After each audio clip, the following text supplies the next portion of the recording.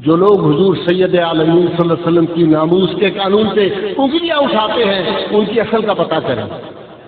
اللہ کا قرآن غلط نہیں ہو سکتا، کہیں نہ کہیں تو گڑبڑ ضرور ملے گی۔ تو اسی مجلس میں ایک عالم دین اٹھے، انہوں نے ایک دو آدمیوں کا نام لے دیا، انہوں نے کہا ان کے بارے میں ہم ذاتی طور پہ جانتے ہیں۔ میں نے کہا اللہ کا قرآن غلط ہو نہیں سکتا، اللہ نے کہہ دیا جو میرے محبوب صلی اللہ علیہ وسلم کی شان پاک میں گستاخی کرنے والا اس کی اصل میں کوئی گڑبڑ ہے۔ اب آتے ہیں جو روز اعتراضات ہوتے ہیں، ہمارے سادہ لوگ، بعض عالم دین بھی مختلف مسالک کے، ہمارے اپنے مسلک کے ایک دو عالموں نے کمزور باتیں کہہ دی، انہوں نے کہا ہاں اس پہ اسلامی نظریاتی کونسل میں بات ہونی چاہیے۔ انہوں نے کہا ہاں یہ تو ہم بھی سمجھتے ہیں کہ جو آدمی گستاخی کرتا ہے اس کا جو ہے اس معاملے میں جو غلط کسی کو ملوث کر دے کسی مقدمے میں، جھوٹے مقدمے میں، اس کی سزا نہیں ہے۔ اس طرح کی باتیں قانون سے ناواقفیت کی بنیاد پر ہوتی ہیں۔ آج یہ نبی کریم صلی اللہ علیہ وسلم کے غلاموں کا اجتماع ہے، اللہ کرے کہ آج یہ بات، میں نے 3 کالم اس پہ نوائے وقت میں لکھے تھے، جن حضرات نے دیکھے ہوں ان میں نے مکمل طور پہ جواب دیا، لیکن یہ لوگ جان بوجھ کے پڑھنے کے باوجود اس کا جواب نہیں ہوتا تو چپ کر جاتے، اپنی آنکھیں بند کر لیتے۔ آج پھر ریپیٹ کر رہا ہوں۔ یہ کہتے ہیں کہ جناب یہ حضور صلی اللہ علیہ وسلم کی ناموس کا جو قانون ہے اس پہ ہم بات کرنا چاہتے ہیں۔ پہلی بات یہ ذہن میں رکھیے، یہ قانون 1986 میں بنا تھا، اور 19 قانون یہ تھا کہ جو آدمی اشارتاً، کنایتاً، درایتاً، ڈائریکٹ انڈائریکٹ نبی صلی اللہ علیہ وسلم کی شان پاک میں گستاخی کرے اس کی سزا موت یا عمر قید ہے۔ اس قانون کو 1990 میں چیلنج کیا گیا، فل بینچ فیڈرل شریعت کورٹ کا بیٹھا، مہینوں اس پہ بحث ہوتی رہی، وکلاء آئے، مختلف علماء آئے، مختلف مسالک کے لوگ آئے، تمام اسکالرس کو دعوت عام تھی، اس فقیر نے بھی اس میں اپنا حصہ ڈالا۔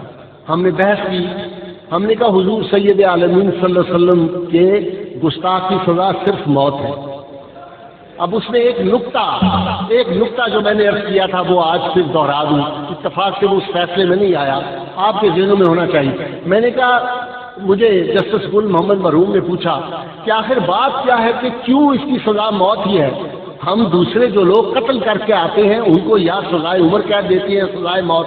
میں نے کہا حضور جب کوئی آدمی قتل کر کے آتا ہے اور آپ کے سامنے پیش ہوتا ہے تو عدالت دیکھتی ہے کہ یہ وجہ تھی، یہ حالات تھے جس میں اس نے قتل کیا۔ کچھ ایسی وجوہات ہوتی ہیں، مثلا کسی نے غیرت کی بنیاد پہ قتل کر دیا، مثلا کسی کا والد بیٹھا ہوا تھا قاتل کا، اس نے بیٹے کو کہا فلاں کو پکڑو مار دو، تو والد کے اثر کے نیچے تو عدالت کے دل میں ایک رحم پیدا ہوتا ہے، رحم کا جذبہ پیدا ہوتا ہے۔ میں نے عرض کیا کہ کائنات میں جہاں جہاں رحم کا جذبہ ہے، ماں کے دل میں اپنے بیٹے کے لیے ہے، پیر کے دل میں اپنے مرید کے لیے ہے، مرید کے دل میں اپنے پیر کے لیے ہے، استاد کے دل میں اپنے شاگرد کے لیے ہے۔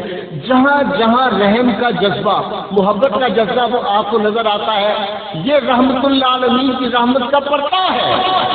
اور جو گستاخ رسول ہے وہ اس منبع رحمت سے اپنا تعلق خود منقطع کر لیتا ہے، اس پہ اس لیے رحم نہیں کیا جاتا، اس کی سزا صرف موت ہے، پھر ہستی پہ وہ ٹھہر نہیں سکتے۔ اب دوسری بات کہ وہ یہ کہتے ہیں، یہ 1990 میں فیڈرل شریعت کورٹ نے طے کر دیا، اب 1994 میں اس ملک کے قادیانیوں نے اس قانون کو چیلنج کیا ہائی کورٹ میں کہ جناب یہ قانون جو ہے یہ متصادم ہے بنیادی انسانی حقوق سے، آئین کے بنیادی انسانی حقوق جو ہیں ان سے یہ متصادم ہے۔ وہ کیس فل بینچ میں لگا۔ اتفاق کی بات یہ ہے، میں قربان جاؤں نبی عالمین صلی اللہ علیہ وسلم کے، وہ علامہ اقبال نے کہا تھا نا کہ وہ اس بچیوں کو اسی طرح فیضیاب فرماتے ہیں جس طرح اپنی حیات زاری میں فرماتے ہیں۔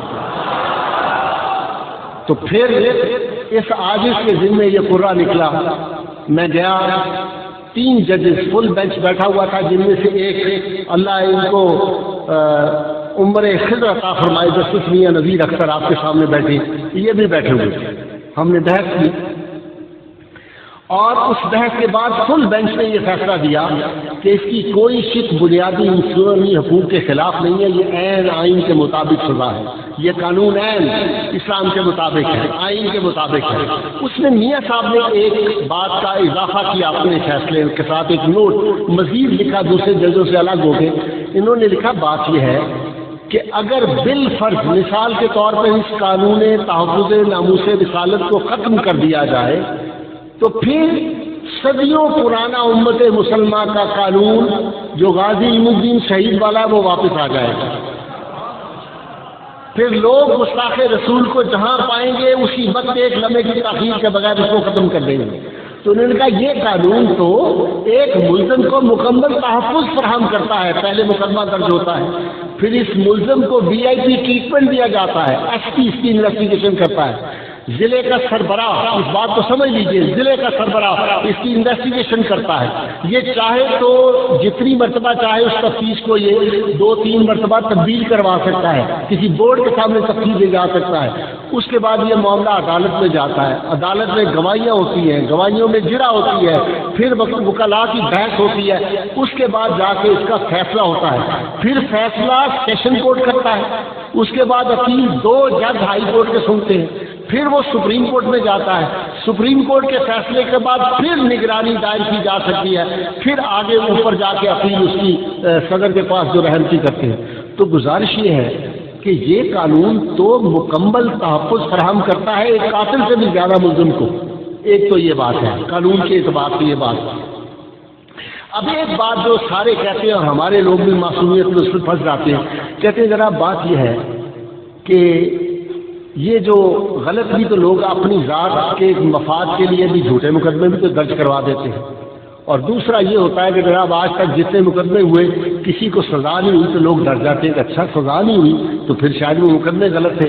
مقدمے غلط نہیں ہوتے، عدالت میں اتنا اس معاملے میں محتاط ہوتی ہیں کہ ذرا سی گنجائش بھی اگر کہیں نکلتی ہے ٹیکنیکل گراؤنڈز پہ تو وہ ملزم کو بری کر دیتی ہے، ملزم کو شک کا فائدہ دے کے چھوڑ دیتی ہے۔ یہ نہیں ہوتا کہ وہ مقدمے جھوٹے ہوتے۔ اور دوسری بات وہ جو یہ کہتے ہیں کہ جی یہ جھوٹے مقدمے کا کوئی ایسا حل نہیں ہے کہ کوئی جھوٹا مقدمہ اندراج نہ کرا سکے، تو یہ بات خاص طور پہ میں آپ کو رجسٹر کروانا چاہتا ہوں۔ پاکستان کے قانون تعزیرات پاکستان کی دفعہ 194، دفعہ 194 یاد کر لیں، ہر روز ٹی وی پہ یہ بکواس ہمیں سننے کو ملتی ہے۔ اور یہ جو گورنر والا واقعہ ہوا اور وہ جہاں اس کو پہنچنا تھا پہنچ گیا، اس کے بعد یہ بحث پھر نئے سرے سے یہ شروع کر دی گئی ہے جان بوجھ کے۔ ہمارا امتحان کتنا لینا چاہتے ہو؟ ہماری محبتوں کا، ہمارے عشق کے رسول کا امتحان کتنا لینا چاہتے ہو؟ چلو تمہیں نہیں معلوم کہ محمد عربی صلی اللہ علیہ وسلم کے بارے میں اللہ نے فرما دیا تھا وَلَلْآخِرَةُ خَيْرٌ لَكَ مِنَ الْأُولَىٰ۔ آج میں جب جسٹس میاں نذیر اختر کے ساتھ آ رہا تھا یہاں پہ تو میں نے کہا جائی صاحب جناب خبیب رضی اللہ تعالیٰ عنہ جناب زید کی باتیں پڑھتے تھے، آج اس دور میں دیکھتے نہیں کہ محمد عربی کے جو آج کی شاخ ہے وہ اسی طرح قربانیاں دیتے ہیں؟ کوئی فرق آیا؟ اللہ نے فرمایا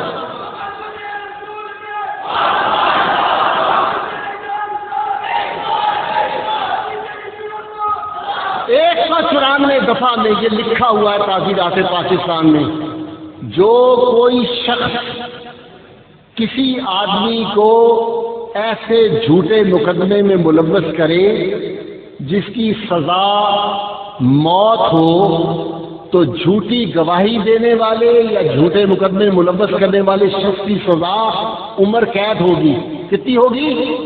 عمر قید۔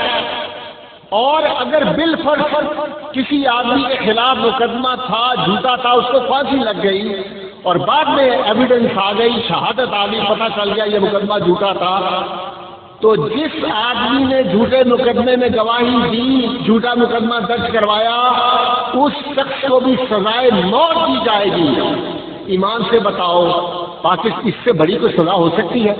روز ٹیلی ویژن پہ جان بوجھ کے کہتے ہیں کہ جی جھوٹے مقدمات کے اندراج کا روکنے کا یا اس کے خلاف جھوٹے مقدمات کو جو ہے اس کی سزا کچھ زیادہ نہیں، یا جہالت پہ یہ بات کہتے ہیں یا جان بوجھ کر یہ بات کہتے ہیں. اور ایک بات عرض کر دوں، ہم کسی کے قتل کے حق میں نہیں ہیں، لیکن ایک بات سوچنے کی ہے پوری ملت اسلامیہ، پوری قوم کے لیے، کہ بتائیے ایک عورت، اس کو سزا قانون کی عدالت نے دی تھی، اور یہ قانون کی پاسداری تھی کہ جا کے سب قانون کو رون دیا جائے اور کہا جائے کہ میں اس قانون کو نہیں مانتا، کہا جائے میں اس عدالت کو نہیں مانتا. یہ بات غیر قانونی کس نے شروع کی؟ بھائی ہم تو اس ملک میں قانون کی عملداری چاہ رہے ہیں. ہم بار بار کہتے ہیں اس قانون کو رہنے دو، قانون کی عملداری رہنے دو. یہ کون ہے جو جا کے قانون کی دھجیاں بکھیرتا ہے؟ اور جب آپ قانون کی دھجیاں بکھیریں گے تو پھر نتائج اسی طرح کے سامنے آئیں گے. اس لیے یہ وقت ہے سوچنے کا. دیکھیں یہ جو دانشور ہیں وہ اس قوم کے مزاج کو سمجھیں، اس قوم کے ایمان کو سمجھیں. حضور رحمت عالمین صلی اللہ علیہ وسلم نے ارشاد فرمایا، آپ کے صحابہ بیٹھے تھے، آپ نے ارشاد فرمایا میرے صحابہ مجھ سے محبت کرنے والوں میں صرف تم ہی شامل نہیں ہو، بلکہ مجھ سے محبت کرنے والوں میں وہ لوگ بھی شامل ہوں گے جو تمہارے بعد آئیں گے. ان کی آرزو یہ ہوگی کہ کاش ان کا مال، جان، اولاد سب کچھ قربان ہو جائے اور وہ میری ایک جھلک دیکھ سکیں. جب حسن کا ان کا جلوہ نما، انوار کا عالم کیا ہوگا. ہر کوئی فدا ہے بن دیکھے دیدار کا عالم کیا ہوگا. تم اس بات کو نہیں سمجھتے، اس لیے اب یہ چیپٹر بند ہونا چاہیے. اس پہ روز روز کی بحث ختم ہونی چاہیے. اس ملک کی سب سے بڑی شرعی عدالت کے فل بینچ نے فیصلہ دے دیا، اس ملک کے ہائی کورٹ کے فل بینچ نے فیصلہ دے دیا. جس کو کسی نے آج تک چیلنج نہیں کیا وہ اس ملک کا قانون ہے. عدالتوں نے فیصلہ کر دیا، اسمبلی نے قانون بنا دیا، قانون کی کتابوں میں آ گیا. اب پھر ہر روز تمہارے چاہنے سے چند لوگوں کے، اور وہ بھی لوگ ایسے، کل مجھے شرم آئی ٹیلی ویژن پہ جو لوگ اس قانون کے خلاف نکلے تھے اور بظاہر قتل ہونے والے گورنر کی حمایت میں، ان میں مجھ کچھ ایک ایسی خاتون نظر آئی، اللہ معاف کرے، ان کا خامد اپنے دوستوں میں بیٹھ کے کہا کرتا تھا یارو ہماری بھی کوئی زندگی ہے، ہمیں تو اپنے گھر میں بھی جا کے اچھی طرح کنڈا کھڑکا کے بیڈ روم میں جانا پڑتا ہے. یہ لوگ ہیں. تم سمجھ نہیں سکتے محمد عربی کی عصمت کو. اور اس ملک کے فرزند اپنی ماں اور بیٹی کو گالی برداشت نہیں کرتے، وہ اس میں بھی نکل آتے اپنی جان قربان کر دیتے ہیں اپنی ماں اور بیٹی کی. اور یوم ازل سے لے کر روز ازل سے لے کر شام ابد تک جتنی کائنات کی مائیں، جتنی بہنیں، جتنی بیٹیاں، ان سب کی عزت کو جمع کر لو، عصمت کو جمع کر لو، مصطفیٰ کی عصمت اس سے بھی بلند کر لو. تم کیا سمجھتے ہو؟ ٹیسٹ لینا ہے، امتحان لینا ہے. کتنے غازی الدین شہید چاہتے ہو، کتنے ممتاز قادری چاہتے ہو؟ ہر گلی، ہر محلے سے پیدا ہو. چلے چلو اس جنگ کو بند کرو، تم بھاگ جاؤ گے. اللہ کی قسم ہماری آنے والی نسلیں جو ہے وہ بھی رسول اللہ پہ اپنی جانیں قربان کرتی جائے گی.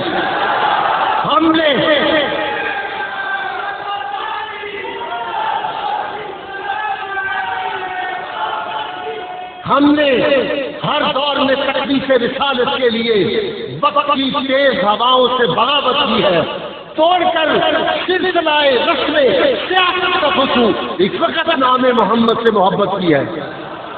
آپ دیکھ لو یہ عام سا بندہ ہے، ہم نے تو پہلی دفعہ ٹیلی ویژن پہ دیکھا، اور جاؤ یوٹیوب کھول کے دیکھو، جب اس کو الیکٹرک شارٹ ہی کہتے ہیں، جو اخبارات میں ہم نے دیکھا، جو آیا ہے اس کے وکلاء نے کہا کہ اس کو الیکٹرک شارٹ دیے گئے. اس کے باوجود اس نے جو نعت پڑھی ہے وہ سننے کے قابل ہے. وہ کہتا ہے یا رسول اللہ تیرے کہنے والوں کی خیر. پھر بھی بھائی اس بات کو سمجھو، اس بات کو سمجھو. حضور اس امت مسلمہ میں محبت رسول صلی اللہ علیہ وسلم، یہ فکرہ غور سے سنو پڑھے لکھے خاص طور پہ، محمد عربی صلی اللہ علیہ وسلم کی محبت اس امت کے لیے پاور آف ایگزسٹنس بھی ہے، پاور آف ریزسٹنس بھی ہے. ہم اسی سے قائم رہیں گے، ہم اسی سے زندہ رہیں گے، اور یہی ہماری قوت دفاع بھی ہے. نگاہ اس کو مسیح میں وہی اول، وہی آخر، وہی قرآن، وہی فرقان، وہی یاسی، وہی طہا، وہ دانائے سدل، ختم الرسل، بالائے کل، جس نے غبار راہ کو بخشا فروغ